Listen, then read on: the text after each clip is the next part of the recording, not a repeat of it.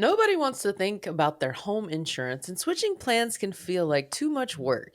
But home insurance doesn't have to be a hassle. That's because Allstate can help handle the switching for you. Just call them. You could save hundreds on your home insurance by calling Allstate. Stop overpaying and switch today. Check Allstate first, and you could save $574 on your home insurance. You're in good hands with Allstate. Not available in every state. Based on the national average annual savings for new home insurance customers surveyed in 2023 who switched to Allstate and reported savings. Savings vary. Handsome, chatting with friends on the Handsome Pod. Chatting with friends on the Handsome Pod. Cheers. Welcome to the Handsome Pod. It's Fortune Feimster. And also May Martin. And Tig Notaro. And it's a beautiful day in the neighborhood. The beautiful day in the neighborhood. Would you be mine? That was pretty good. That was handsome. It is a pretty beautiful day. Yeah, it is. We're at the end of June, which means we're coming to the end of Pride Month. I thought you were going to be like, end of June means we're coming to the beginning of July. Well, we are coming up on the beginning of July, which makes it my birthday. Happy birthday. How old are you? 25. I can finally rent a car. That's so cute. I mean, we have a few days till my birthday. It's not till the July 1st. Are you intense about your birthday? Like, do you have high expectations? No, I'm not an intense birthday gal. I was used to my birthday being around the 4th of July in America. So it often got overshadowed by that. And I was never in school for my birthday. So it wasn't like I was always getting a bunch of attention at school. And my mom had a boyfriend who shared my same birthday for 5 years, and that sucked. That's really annoying. I hated it. What would happen? Was she like, happy birthday to you, and not you? Happy birthday. She would kind of do like morning and afternoon birthday stuff with me, and then late afternoon head to him. Oh, gosh. Yeah. So I had to share the day. I'm sorry. Well, here's some more bad news. Oh, no, what? My ex-girlfriend, Oh, boy. Corinne. Not Corinne. She is July 1st as well. God dang it, Corinne. Yeah. God, well, dang it. There's a lot of people with July 1st birthdays. I don't know what happened the months. There's a lot of people with prior. every birthday on every day, every time, all the time. It seems crazy that we celebrate them, to be honest. Like, it is pretty nuts. It's kind of embarrassing. Are you guys aren't big birthday people? I am. You are? Okay. You're one of those people that's like, the whole month we're celebrating that kind of thing. Not so much, but I definitely, I act chill about it, and then I get emotional on the day because I'm like, it's not what I wanted, or Oh my God. That's not what I wanted. And do you, in return, shower others on their birthday? Yeah, select few I'm really good about. Yeah, select few. And then it's weird, the birthdays that stick in your head. Like, my best friend from grade 1, Susie Casaba, I will always know her birthday is January 9th. Like, I will.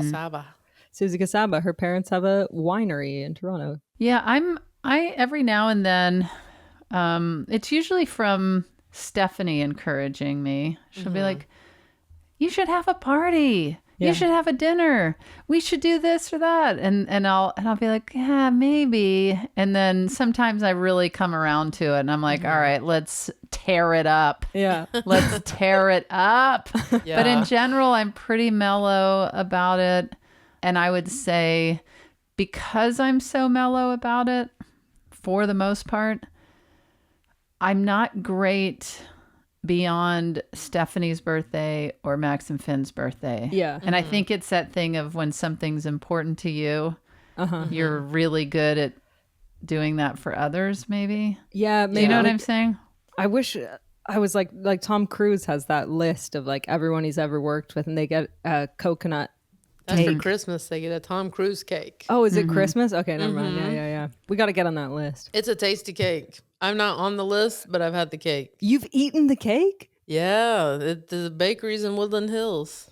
Whoa. So did you eat it because you were with someone who was on the list, or you just went to the bakery? It wasn't from Tom Cruise. I just was like, oh my God, Tom Cruise sends a cake. I love cake. And I want to know what this cake is. And I think Goldbelly or somebody sent me the cake.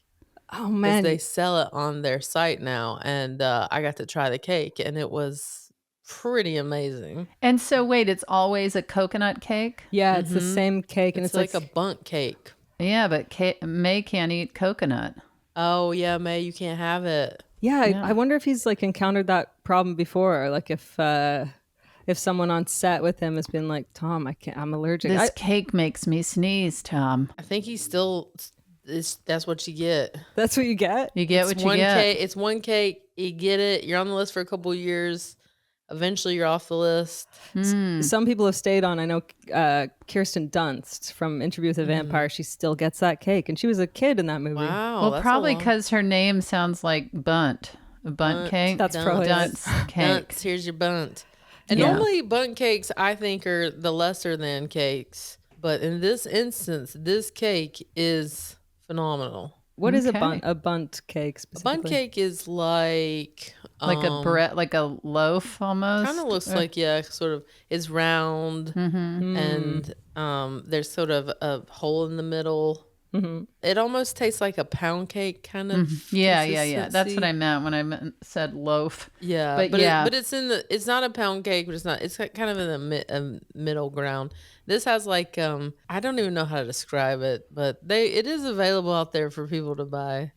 And not that we're sponsored by this cake. Yeah. You can buy Tom Cruise cake at handsomepod.com along with our other merchandise. I do like cake on my birthday. I'm in Toronto for my birthday. So this is not really a celebratory kind of year for me, but maybe next summer I'll do something. Because Toronto's I notoriously... don't have many friends here. Oh, you got me and Tig. Y'all aren't here yet. I'm there. Or no, wait, you're here. And I'm taking you All out. the pressure's on you, May. Yeah. That's fun. I'll find you a bunt.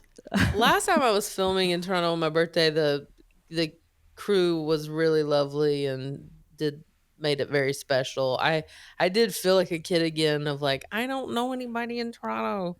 And they went all out and decorated my trailer and had a cake. That's And it was very nice. sweet. I had a birthday on set once and filming Feel Good, and I spent my birthday. It was the best birthday I've ever had.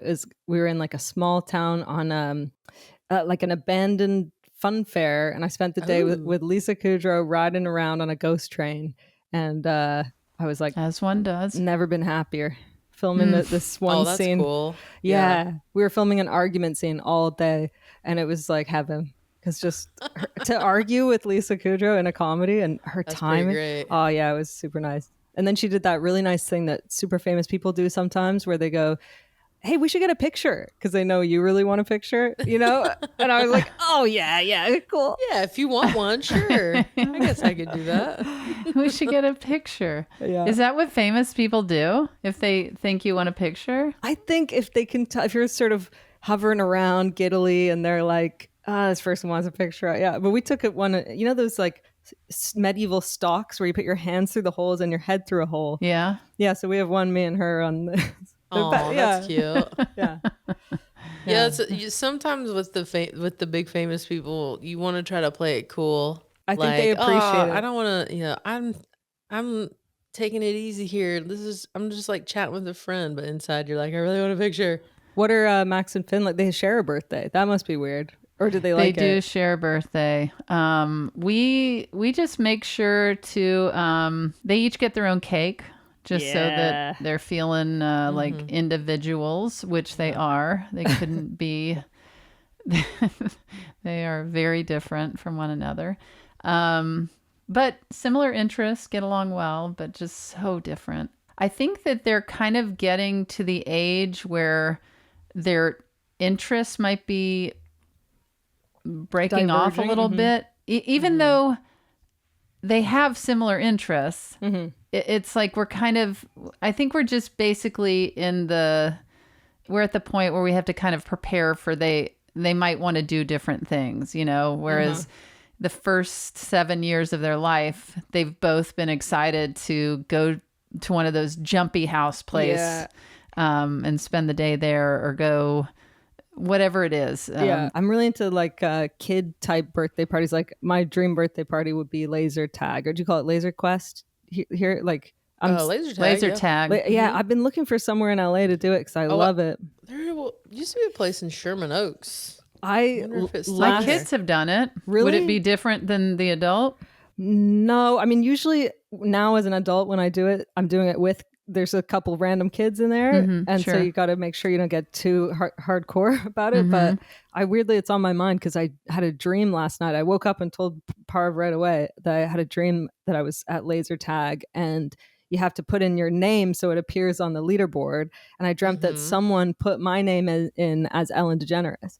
And so it all came up. And this was a specific dream. It all came up. And I remember being like, oh, for fuck's sake, like, can I just change my name to my name? And they were all like, I don't know who did that. But I was like, am I being bullied at this laser tag place? There is a laser tag place in Sherman Oaks. Oh, man. Is that what you just looked up? Mm-hmm. Okay. Let's go. Yeah. Put it on the list. Listen, why bring it up and wonder when we have the answers at our fingertips? When we logged on today, just before you logged on, Tig, Fortune accidentally hit her sound effect board. Oh, yeah. And I thought, how come we never crack this? That's when you guys aren't laughing at one of my jokes and I need help. That's impossible. Oh, Marilyn Monroe is sitting on May's face again. Is that the sound effect? Yes. Yeah. What do all these mean? Oh, that's when I tell a fact that's really dry. Well, and I have to say, I've done outdoor shows where I could actually hear crickets while I was when performing. May said we should all hang out together and freeze time and hang out together. Up for a full week. Yeah. Then we hear. All right, you ready for the next one? Oh, wait, I did That's do it when one time. Fortune showed her beehole. Yeah. Right. Let's hear it again. Yeah, that's a beehole beehole shot? reveal. Yeah. Or it's when Thomas makes an appearance and he's like Kramer in a sitcom. Like he comes in, he makes a little appearance and people go wild. Yeah.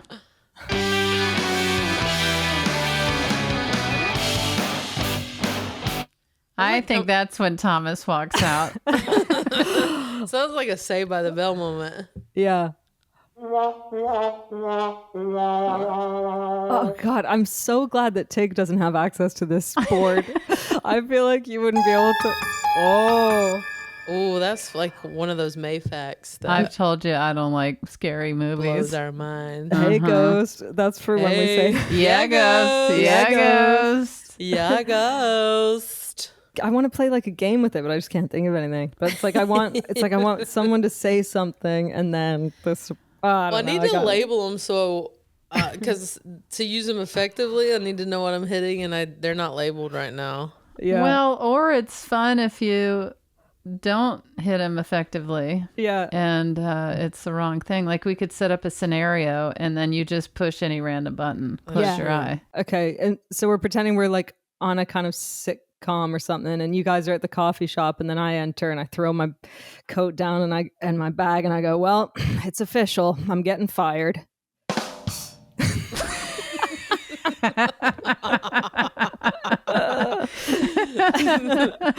That's pretty good. And then what do you say, Tay? Guys, I don't know if I'm going to be in the mood to do an episode today. Stephanie told me she's leaving me.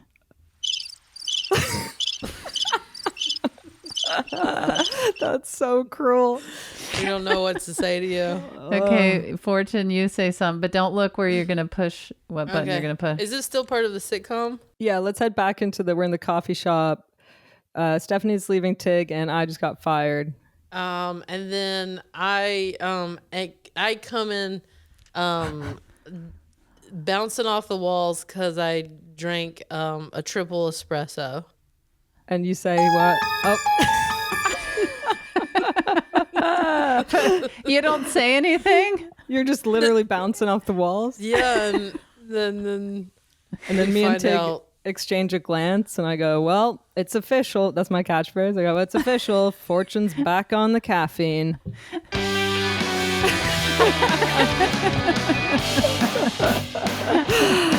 Yeah.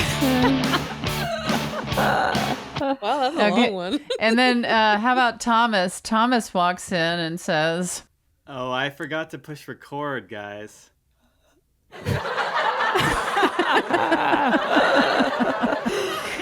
I And we're really like, thought you're kidding, right? that was good acting because I really for a minute was like, what? I know. I thought you were being for real too, Thomas. he's a real talent. One of the things I love about Handsome is that we get a chance to talk about our relationships. Relationships take work, and communication is a big part of that.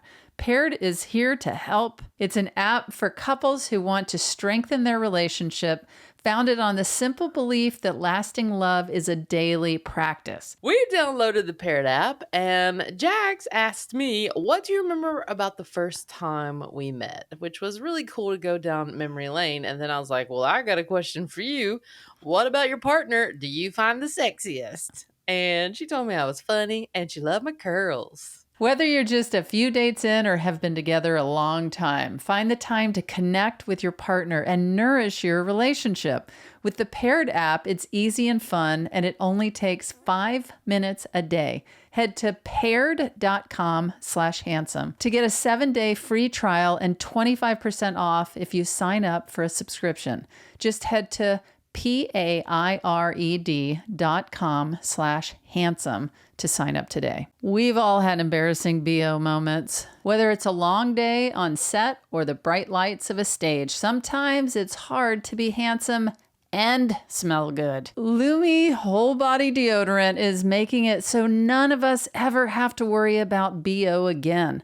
Lumi delivers outrageous 72-hour odor control everywhere, from your pits to your feet, and yes, even your privates. Listen, I'm telling you, Lumi is great, Tig. It's been in Grandma's problem area, and so far, thumbs up. It lasts a long time, smells great. Put it in my pits on these hot summer days here filming, and yeah, I just really love it. Lumi's starter pack is perfect for new customers. As a special offer for listeners, new customers get 15% off all Lumi products with our exclusive code. And if you combine the 15% off with the already discounted starter pack, that equals over 40% off their starter pack. Use code HANDSOME for 15% off your first purchase at lumideodorant.com. That's code HANDSOME at LUMEDEODORANT.com. Have you ever wanted to be an actor, Thomas? I mean, it seems fun. Memorizing lines stresses me out. Oh, Yeah. that is stressful. Same. I don't love that part of it. It feels like homework. Yeah, it is. That is Yeah. true. It is homework. You And should then, do a sound effect.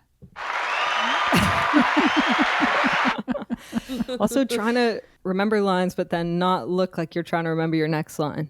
Like trying to really be listening to the other person, but really you're like, what Yeah, the fuck? 'cause you What can do I see it say? right here when someone's thinking. How See, much do you really prepare for your lines? Do you scramble when you're getting your makeup on or in your trailer before you start filming, or Like with this show that I'm doing this summer, it's all CIA, like lingo. So they'll give me a heads up if there's like a really big speech coming where I have to sound like I know all this jargon, because I'm the math expert and the weapons expert. So if I know one of those is coming, I'll start looking at it like 2 weeks ahead. Wow. But if it's just a regular like day, a day or two before. okay. I always had this like nightmare when I was doing plays in college of like forgetting my lines. It freaked me out. I don't know why. Well, it really happens. Like, yeah, in plays and stuff, I think people do go blank sometimes. And what do they do? I'm trying to I think don't of know. I can't even think of the name of the play, but I saw one in London where it was clear that it happened. And just the other actor always tries to, it's like, I bet you're wondering. I bet you're wondering. Wondering what your line is. Yeah. Yeah. Yeah, I remember the Groundlings that we'd have some of that happen where someone would come out at the wrong time or just totally drop the ball. And so the rest of the people had to scramble to try to like pick up the pieces. Mm-hmm. I feel like in the old days of SNL, you would never see them reading their cue cards. Like, and now you can see their eyes just fully reading their cue cards. But in the old days, I don't know. Well, they said the trick to it is to only look at the cue cards and to not look at the other actors. But as an actor, you're taught to like connect. Yeah. So I think when you see them look at the cue cards and then look at the actors, you're like, oh, they're reading. But if they just stay with the cue cards the whole time, you'll never know. Yeah. I don't think any of us are quite famous enough that if we were filming something, we could be like, I demand an earpiece and I want the lines written on the forehead of my co-star. Like, because I think you get big enough, you just go, just feed them to me one by one. Some actors do. I have bad news for you. Oh my God. Did you do that? I didn't demand it. They delivered it. No What do you mean? Because you couldn't remember something? On Star Trek, I mean, I really struggle because you think the CIA is hard to... I can imagine the sci-fi world. Oh my God. With sci-fi stuff, you can't flub it too. You can't sort of you can't be like, and the Klingons on planet no. Yeah. And the hard part is I really don't know what I'm talking about. You know, like I can't picture I can't picture what these made up words are signifying talking about. Yeah. Like so you don't even know like how to feel about them. It's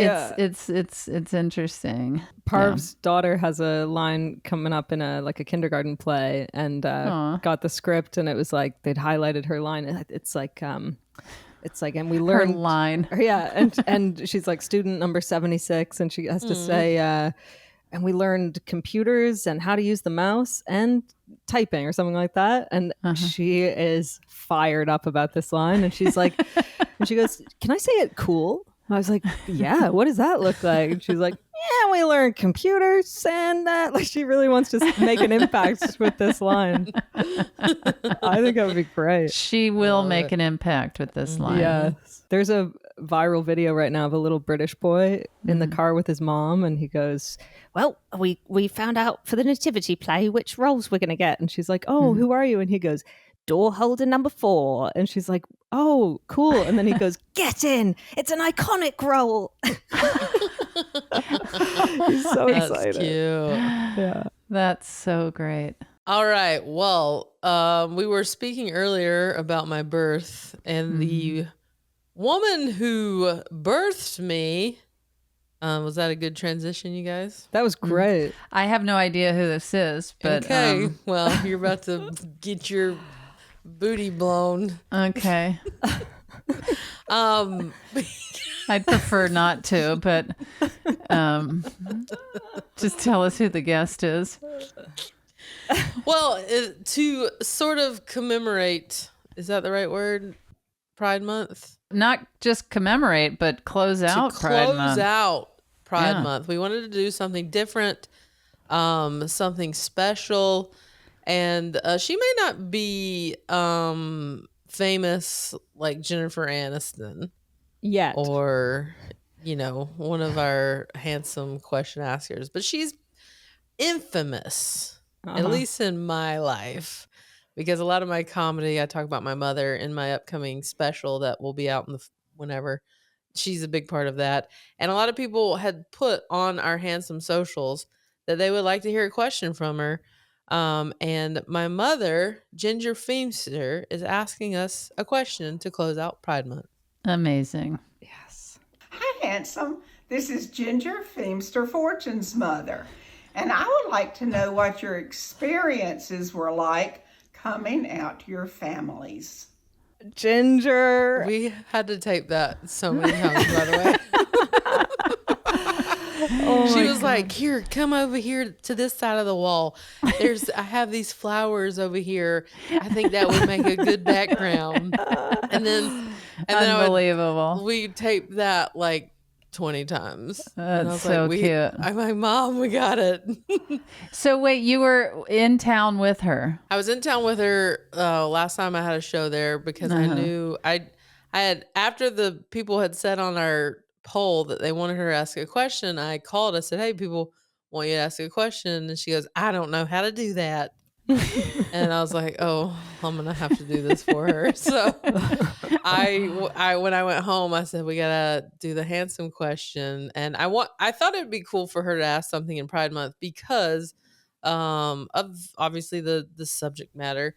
But after I came out, she at first, well, to answer this question, Yeah, how'd you do it? yeah, so she was I was kind of nervous to tell her. Like, she's very progressive and liberal, but as I had talked about in one of my stand-up specials, she was dating this very conservative, very religious man when I was in college.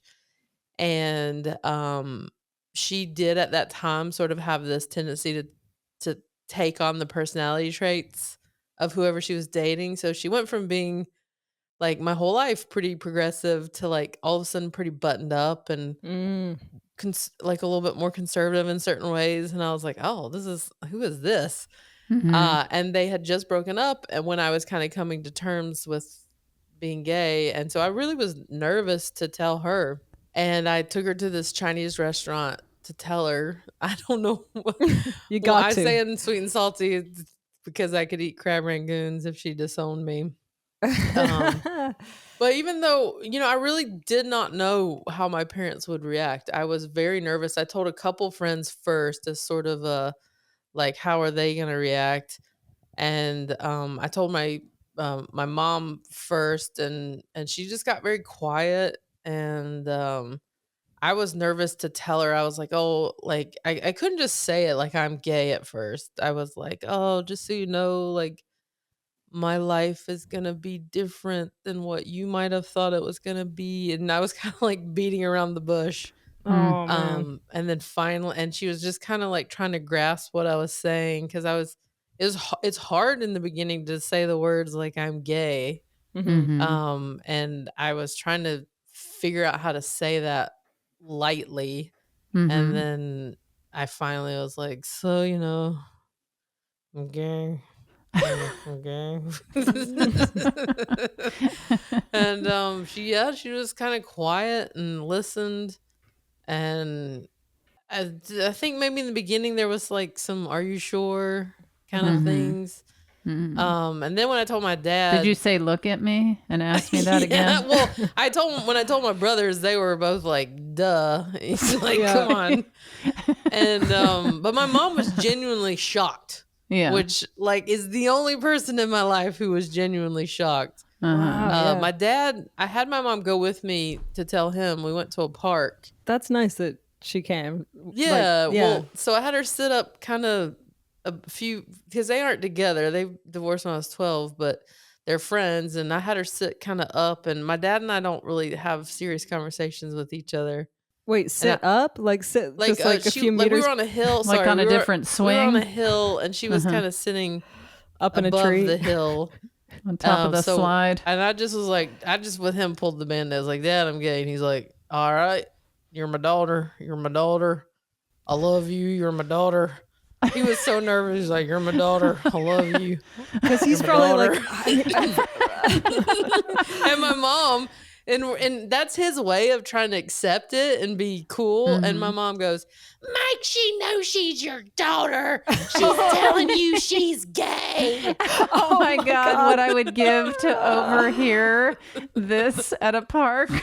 And she's yelling, "I'm gay," in the middle of this tiny town. I'm like, "Can you just keep it down?" Oh my gosh. And were there people around at the Yeah, park? the park was Okay. full of people. I was just saying, we were at Max and Finn's baseball game or practice last night, and I was at the park, and I was talking to Stephanie about how insane it is, all the different things that are going on at a park, because it's, you know, it's the public's backyard. Yeah. Yeah. And so there's like Hare Krishna's chanting over near the baseball field, and they're playing, and then some dog is yapping and chasing some other dog, and it's so incredible. And if only I could have seen Ginger Feimster yelling. yes, and Outing me to my town. Oh my God.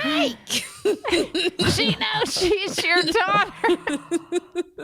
And You're then my daughter. did You're it my take, daughter. You're my daughter. because probably to him, he's like, okay, this is a moment. I need to say the right thing. And like, Yeah. you know, Fortune might talk about this later and what I said. And, you know, Well, because he's a simple guy, you know, like we don't dig deep in our relationship. So I think in his brain, he was like, how do I tell her right away I'm not going that anywhere. changes nothing? Yeah. yeah. So it was his beautiful way of acceptance in the way that he could, you know. Yeah. Yeah. But she's like, and it's is not he good enough. progressive? Yeah, more than you would think, but he's not like involved in. Again, he's such a simple Yeah. guy. He's not political. He doesn't care about politics, doesn't talk about Yeah. it. He votes, you know, and he votes progressive. Probably because my mom bossed him into it for many decades. But he loves me. He's not like some hillbilly, but he's, you know, but he's also not a businessman. Yeah.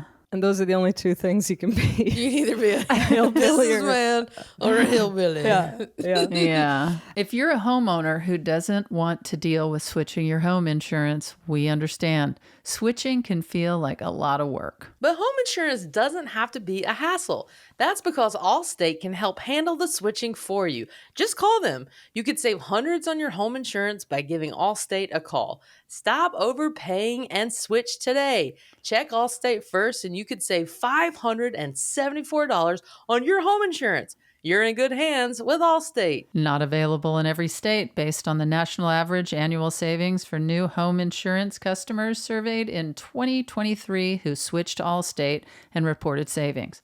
Savings vary. This message is sponsored by Greenlight. As your kids get older, some things about parenting get easier. They can feed themselves, for example. Other things don't, like having that conversation about money. The fact is, kids won't really know how to manage their money until they're actually in charge of it.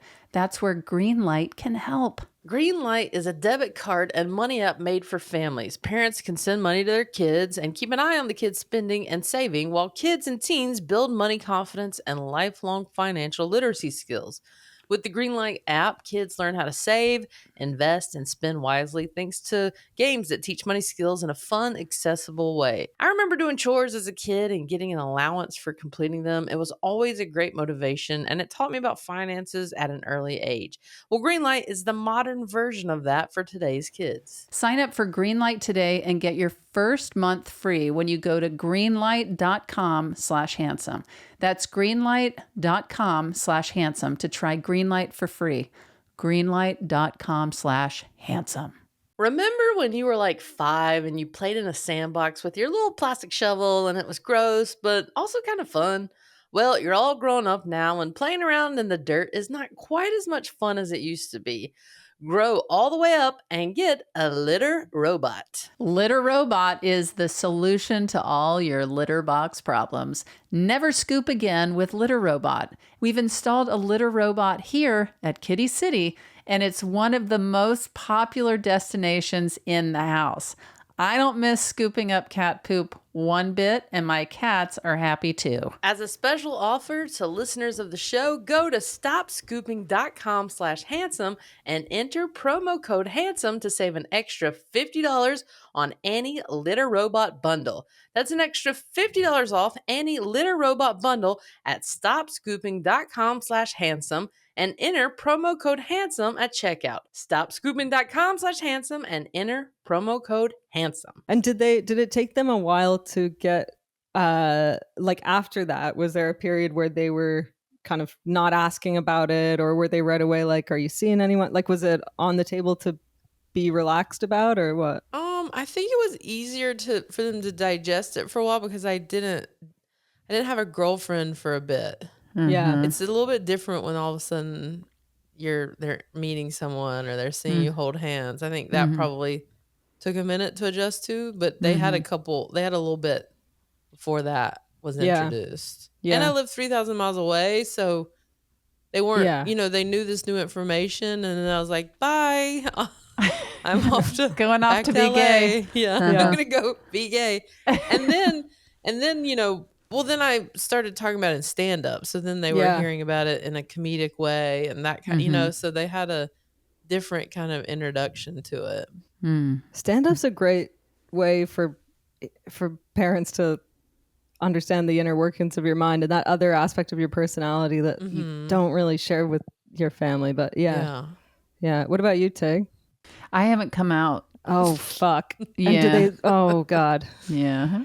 Now it's too late. Now it's too late. Yeah. No. I mean, I came out to my mother first, and she was accepting, but she was surprisingly surprised. Yeah. And my mother would do this thing where she would move air from one cheek to the other and back and forth when she didn't know what to say. That's exactly it. That's a real tell. Yeah.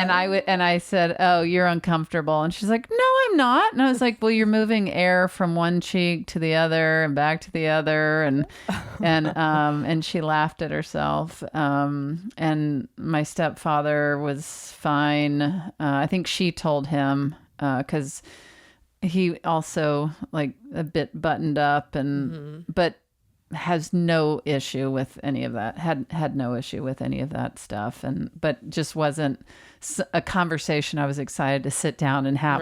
Right. And then my father also very fine, and I think he was trying to get it out of me before I even knew. You know. Were you guys emotional?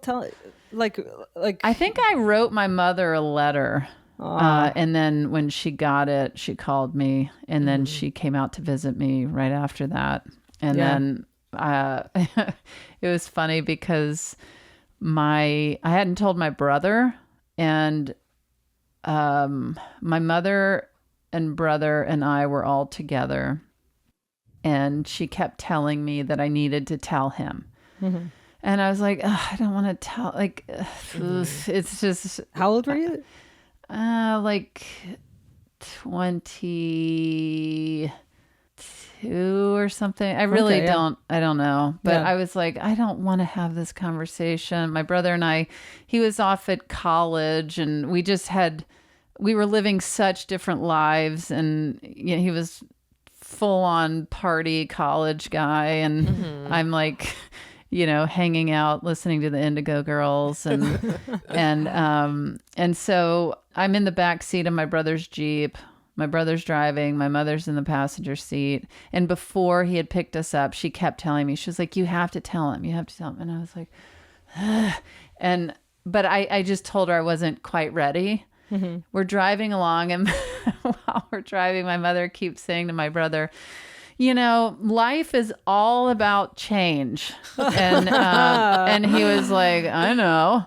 He's like this big guy in his Jeep. He has like a dirty dog everywhere he went. And like, he was like, yeah, I know. And she just kept saying, well, you have to always be open. Life is all about change, or it's going to leave you behind if you don't keep up with things. And he was like, I know. And I'm sitting back there going, oh my gosh.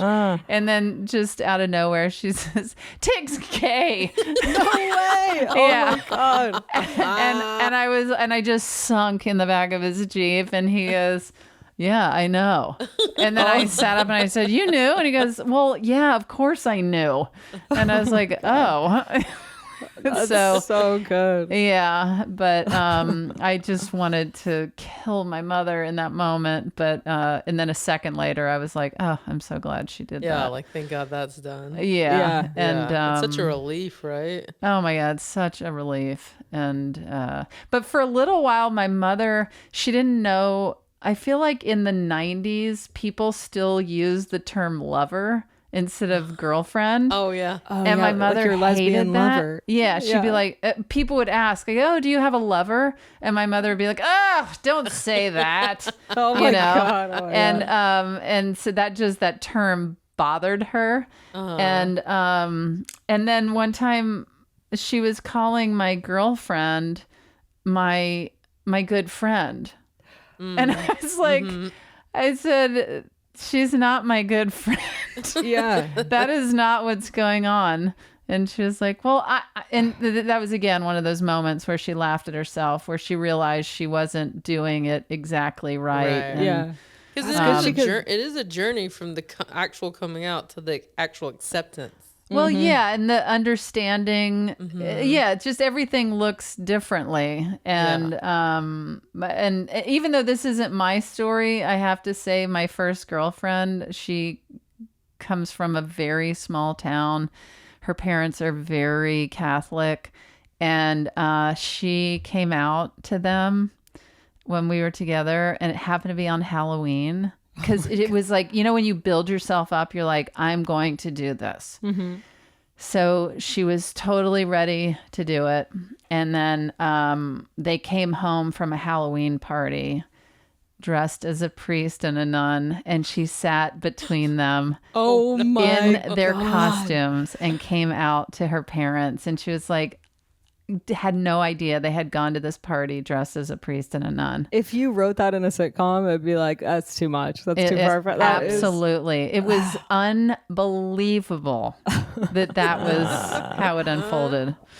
Oh, wow. So I'm just listening, thinking like, it is crazy that anyone has to, like, that we assume all babies are straight. And then if you're not, you got to, it's so scary. It's the only like preference that you have to make a declaration about, and then like it's like, yeah, it is wild. Well, first of all, it's so funny to say to assume all babies are straight. But that kind of, I mean, hopefully, it literally feels like the babies, like they're cutting the umbilical cord and planning the bachelorette party at the same time. Like, for sure. It's so wild. But I didn't, all growing up, my parents were like, you know, when you're going to meet a man or a woman, like they were very, like I knew it was an option. And I think they thought my brother was gay for a while, or wanted him to be in his teens. And then by the time I started dating girls, I was like also doing drugs and dropping out of school and getting kicked out. So it kind of got like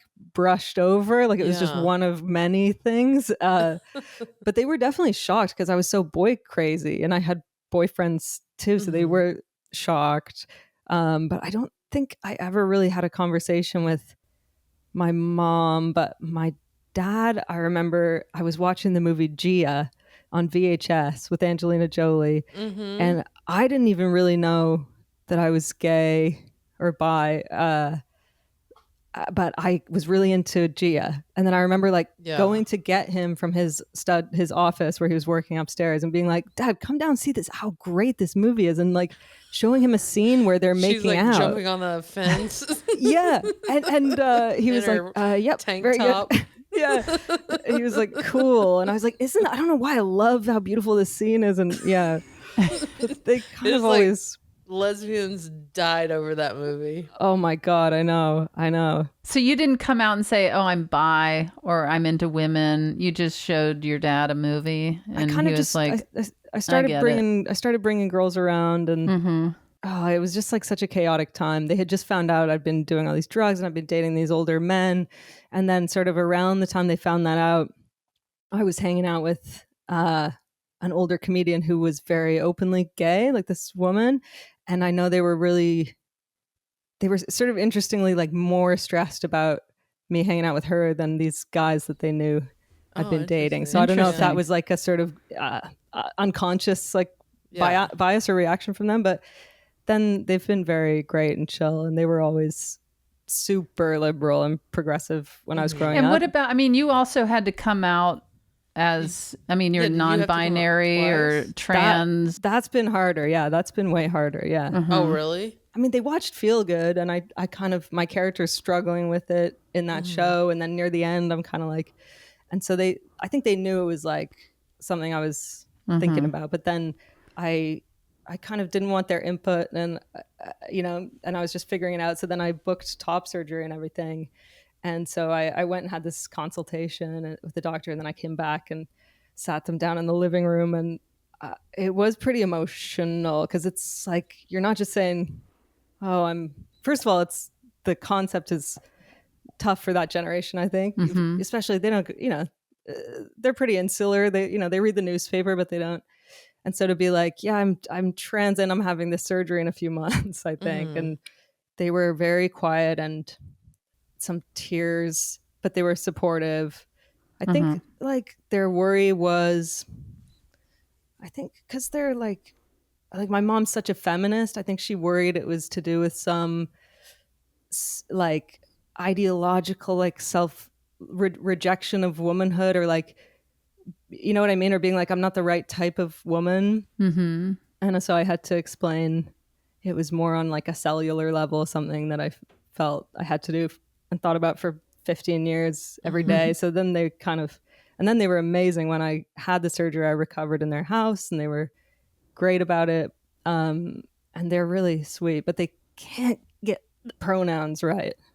I think they try when I'm around sometimes, but with their friends and stuff, when they talk about me, I think if I'm not there, they just defer to she, because I think their friends are unwilling to really entertain it.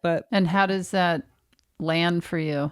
I don't love it. Yeah, I think early on when I told them, I was softened it by being like, of course you can still call me she, and it's not a big deal to me. And then now it's been a few years and it does really bump for me, but because you want to at least see effort there. Yeah. Right? Yeah. But I pick my battles, and I know they see me as non-binary. Like they've been like, we totally understand. And when we see you, but they're like, oh, it's just a linguistic hurdle for us that we can't really but when they're like writing down, they'll always say they, and I know they are trying, but I think they'll get there. Yeah. If you're not surrounded by it or like practicing it, it is tricky. It is. I mean, not just with that. I'm just thinking in terms of when you're in bigger cities, and you are in different or these particular circles of people. Yeah. All of these topics and changes and everything just becomes so normal, and you're so used to it, and then you travel outside of that world, and even though there's news articles and there's information out there, it's not in the day-to-day grind of everybody's life. And I really see that even just going back to Mississippi. Yeah. I have a lot of patience for like especially with pronouns, because I'm like, but that's partly for me just because I don't want to, I want to put people at ease, and I want them to just enjoy whatever we're talking about and like connect with me as a human being. So if they're constantly thinking, oh, I'm going to get in trouble or I'm going to do this wrong, like I really, that I can sense that. And I'm like, I really don't give a shit that much. But it is weird. I think with gender, it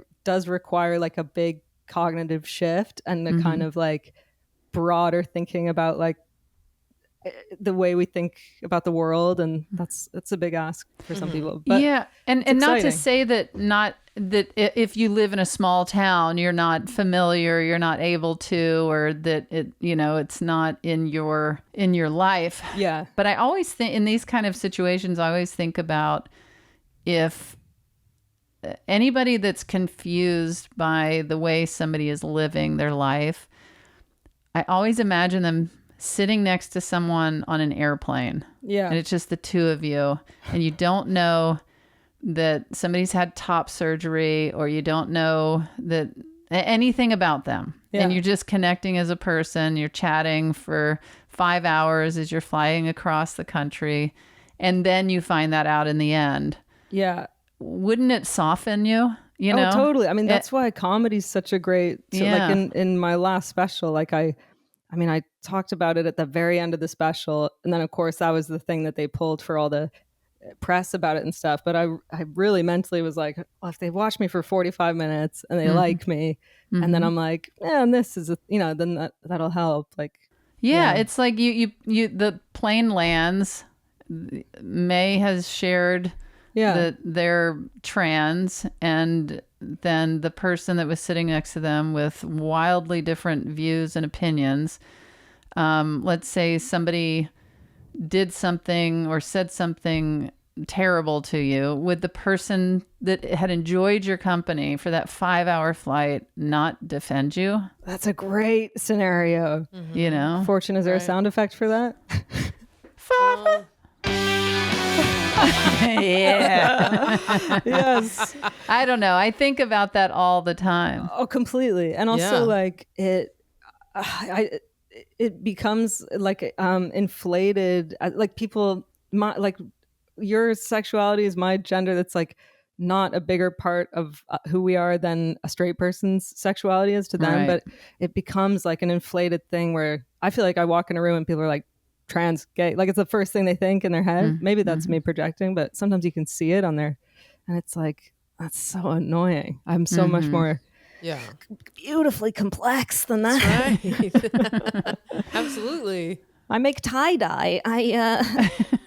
And that has to be an interesting journey coming out several different times over the course of your life as you're coming to terms with who you are and becoming who you are and who you always felt you are. You know what I mean? But having to, you mentioned earlier, having to sit people down and have these hard conversations. Like, straight people don't have to do that. They don't have to declare to the people they love most who they are. Yeah. You know, and so we're having to like figure it out ourselves, and then, you know, be it sexuality, gender, and then have these conversations with this fear hanging over your head that the people you love most are not going to love you anymore. It's terrifying. And I talked about my coming out journey in my stand-up special, Sweet and Salty, so I was able to deliver it to people in a funny way, you know, like making jokes along the way of this journey. And underneath it is pain. It's fear, it's nerves. I was 25 years old, but, you know, still that I felt like a kid, like coming out as, is my mom going to disown me? And I remember this straight man called into the radio show that I do, and he got it. He goes, you know, I had never thought about someone's coming out journey before, and I watched you talk about coming out to your parents, and even though it was fun, you know, you were making jokes, that was funny. He goes, I had this realization for the first time in my entire life of how terrifying it is for someone to come out. And he goes, I'd never thought about it before. I'd never had to think about it before. And he goes, that just opened my eyes in a way that had never been opened before. And I understood the pain for the first time. And hearing a straight man say that, I started crying. I was like, oh man, it just meant so much to have someone else understand the experience, because it's so hard to describe to people. Just being who we are puts us at risk of losing the people that, you know, are supposed to love us the most. And unfortunately for some people, that is the reality. And Truly. for the rest of us, we've been very lucky to still have that love, but it's not the reality for everybody in our community. One of the first people that I came out to was my aunt, and she's, you know, very open-minded, liberal, and I was crying. She was the first person, like, before that was my test run before I came out to anyone else, and I was emotional. And I remember she said to me, she said, "You're crying because you're telling me that you love somebody, and somebody loves you, and you're crying." And she said, some people go their entire lives having never experienced love. They've never loved someone, or nobody loved them back. And she said, and what you're sharing with me is not something that you should be crying about. You should be thankful. Cool aunt alert. Yeah. Yeah. That's sick. And it kind of, when you're emotional and somebody says something and it kind of knocks you out of that headspace. I was like, yeah. Why am I crying? Because that should be the answer. Yeah. That should be the response. Yeah. Especially like the world is so scary that like, at least if you have kids, like make your home a little safe bubble where they know they don't even really have to make a big stressful announcement. Like make your home that bubble, I think. Yeah. Lay the groundwork and say that there is nothing. The weird thing with trans stuff is like, as it is like, especially in comedy, as it becomes like a thing in comedy to sort of, I don't know, that's is meeting your heroes and stuff and being like, I know at this point all the comedians I love are like have gay friends and stuff, but you're nervous. You're like, I don't want to be disappointed by this person if I find out they're like, these they thems, or so, they're like some lame it's so I often just avoid the topic because I don't want to. I'm doing that thing of like, I'll make them like me first and then show them that I'm super chill and Yeah. Well, the best thing we can do for ourselves and for other people is to be ourselves. And I know figuring out my sexuality, I'm sure you guys feel this way in your coming out journeys. I felt like the entire weight of the world was lifted off my shoulders when I came out, because there was always this like missing puzzle piece. Something didn't fit right. I never felt like whole, and I didn't know what it was. And I was always searching for something, and I was like, why don't I have peace? And when I came out, it really was this like light bulb moment of like, oh my God, that is the missing piece. And I felt better than I'd ever felt in my entire life. Like, just like I can finally be me. And that's how I felt after top surgery too. Yeah. That's sick. I will say really quick about my mom. We'll get to her answer in a second, but in her journey to the acceptance, like I said in the beginning, it was kind of that, are you sure? And like the stages of like actual acceptance of like, now I have a girlfriend, now I have a wife, she within a couple years joined PFLAG. Oh shit, yes. Which is the organization for parents and friends and allies that they can, join.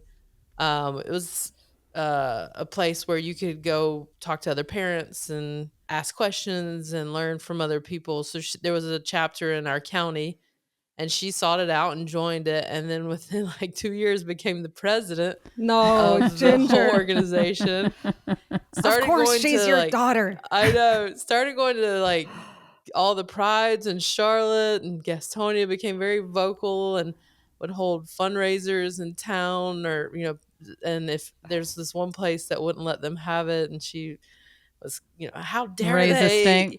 Yeah, because it's the South, it's North Carolina, so they would come up against a lot of adversity in their trying to just support their kids, and she rallied other parents, and they have this beautiful organization that she ran for like 10 years. She eventually retired and everything, but she would go to the Charlotte Pride parades, and her group would write signs. They would have a float in some parades, and in other parades they would write signs of like, I love my gay child, or love is love, all those kind of things. And they would stand in front of the group of people that were there protesting and calling gays hateful names and telling telling people they were going to hell. She and her PFLAG group would stand in front of these people, blocking the gay people in the parade from seeing that, and they put signs of love towards the gay people, blocking their view from all these people spewing hate. And I would get emails and DMs from people being like, I saw your mom at the parade, and that's awesome. they would go give her hugs. And especially a lot of the gay men there in the South would say to her, I haven't talked to my mom in 20 years. She disowned me. Wow. Seeing a mother support their kid means so much. It makes me feel like I have my mom again and give her a big hug. And she understood the role in that. Like she goes, well, I can be your mom. I can be your, Yeah. That's for the nice. day, or I can show you the love that you're Just not for getting one there. day. Just for Yeah. one day. And then After you got to that, no. move on, weirdo. And I just, seeing her do that, and especially in a place like the South, where, that reality is the case for people where they haven't spoken to their families in many years. Yeah, that's a dream mom behavior. That's amazing. So I was really, really proud of her for stepping it up for the other people. And that, I mean, for me is obviously, but for other people as well. That's really stepping it up. Really awesome. I will say I did Google ways to come out to your family for a bit of levity here. And this is a real article, a BuzzFeed article of like suggestions of ways to come out. And some of it's pretty crazy. We got change your ringtone to I'm Coming Out by Diana Ross. Good one. So this is comedic. I don't know. It has to be. It has to be, right? Yes, it has to be. It could work for someone, though. Knock, knock joke. Who's there? Me. Me who? Me. I'm gay. Me so gay. Spell it out in Scrabble. Organize a singing telegram. Wear regular clothes for Halloween. And when people ask you what you are, say a straight person. It's a costume because I'm not one. Every Halloween, I don't dress up and people ask what I am. And I always say I'm an aging lesbian. That's very good. Thank you. At the end of the day, we just want you to come out and be you. Oh, wait, not that. Yeah, there we go. It's all of you coming out. Yeah. Congratulations. We love you and accept you for who you are. Yeah, man. Well, let's hear what Mom says. Yeah. Oh, this is going to make me cry. Ginger. I know that coming out to your parents is difficult and scary because you don't know what your parents' reaction will be. But as a mother whose daughter came out to me as gay, I thought, yeah, there are going to be changes, and I'm not sure about this. And one change was going to be, how is my daughter going to be affected by this? How's her life going to change? And I didn't want things to be harder for her. So I had lots of questions and mixed feelings. And the other thing is, how would my life be impacted and what would be different for me? And parents, I would like to stress to you to please be accepting of your child and love them and know that they are honoring you by confiding in you about being gay, and they love you enough to come to you for the comfort and security of sharing with you. And if you have any help or need any help, please go to PFLAG. They certainly helped me. And I just hope that you find a good place for yourself. Oh, That's man. great. That got me, man. Yeah. Very, very sweet. And true.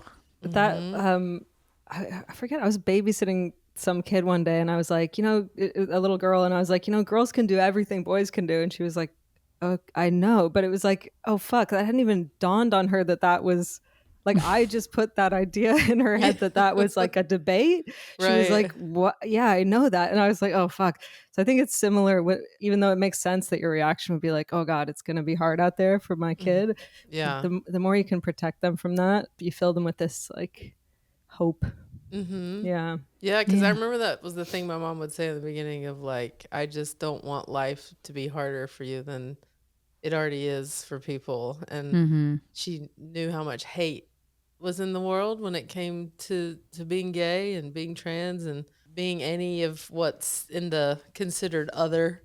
Yeah. And so she just, I think as a mom, feared like now there are going to be some people out there who hate you just for this. And imagine having a closeted kid for like that. That's a real misery. That's what you want to protect your kid from, is like, Fortune married to some guy called Frank who like they never have sex. And freaking Frank. Yeah. Can't even He's get him cute to clean though. up his dirty underwear. Ponties. It's My- Ponties. Frank, pick up your dirty Ponties. Okay, But that's what I babe. told her at the end of the day. I said, that's inevitable. There will be people that hate. Just they'll look at my face and be like, I hate your gay face. But what I have is peace now, and I Yeah. get to be who I am, and I get to love who I want to love. And if some of that hate comes with it, then the reward is I'm living a much more positive life in spite of that. Yeah, For sure. that was a pretty beautiful ep, if I say so myself. Yes. I got choked yes. up a couple times. Well, I really did enjoy hearing your guys' story and path. I had not heard that before, so it was cool. I think it is always interesting to learn people's coming out story. Yeah, like we've heard pieces of it, but then actually imagining, that all three of us have gone through those heavy conversations, and it's nice. Yeah, And then my Wish- ex had to come out to a priest and nun. that was That's pretty great. really the highlight for But me. and a huge thanks again to Ginger. What Huge what a doll face she I is. hope that this episode has the most, like, I want you to be able to go to Ginger and go, you got more downloads than Jennifer Aniston. Like, I want this episode to Ginger's explode. pretty great. She's quirky. She gives me a lot of material, but good heart. She was a special ed teacher, special needs teacher for 30 years. Taught kids with Down syndrome, special needs, learning disabilities. She is a cool woman for sure. Nice. Angel. You're lucky to have her, and she's lucky to have you. So Yeah. thanks for being a question asker on this episode. I'm lucky to have you guys. And I'm lucky to Thomas. have you. You're and supposed you to and you. You're supposed to do the crickets. oh, yeah. Oh, hold on. But we are. I feel But we very do love lucky. May so yes, much. and I feel very lucky to have this podcast, and the reach that it gets is incredible, and the people that come together enjoying it. It's just really something special. So thanks for listening, everybody. And Thanks for listening. do you have anything coming up here, friends? I don't know. No. I'll tell you what's coming up in my life is my two little cubs are turning 8 years old. Oh, shit. Yes, on June 26th. I cannot believe, and not only can I not believe it, but I used to have a joke years ago about people that would say, can you believe it? My son's 5 and he's starting kindergarten. Can you believe it? And I'd be like, yeah, that sounds about right. Yeah. And now here I am. It's just like, I can't believe it. They're going to be 8. But aside from that, check out Am I OK on HBO Max. Stephanie and I directed the Dakota Johnson and Sonoya Mizuno film. And that is a late in life coming out story. And I just think the work that Dakota and Sonoya did on this film, and the other actors, it's so great. And my special hello again on Prime Video, and always trying out new material when I can. Well, if you want to hear a lot of funny stories about my mom, because she provides, like I said, tons of material with her quirkiness. I have three last shows of this tour. Atlantic City coming up here soon, July 6th. Niagara Falls, New York, and Charlestown, West Virginia. Nice. I am not doing live shows at the moment, and but you can check out SAP or Feel Good on Netflix, or or take a break from me for a while. Never. And make sure to go to handsomepod.com for merchandise. We got hats, we got shirts, we got sweatshirts, we got stickers. Oh my God, we got so much. We also have a YouTube page. Go to that, see our pretty little lady faces, and subscribe. Subscribe to the YouTube channel. If you're just listening to the audio version, that's amazing too. But click subscribe. Yeah, we celebrate all you folks out there for being who you are. And if you haven't come out, maybe this handsome pod will help you in your journey. And until next time, though, please, for the love of God. Oh, wait. Fortune, after we say this, can you hit a random sound effect? Okay. Okay. Oh, gosh, I don't know which one it's going to be. For the love of God, all that remains is Keep it handsome. Yeah. Wow, that's a big laugh right there. Yeah, good to end on a big laugh.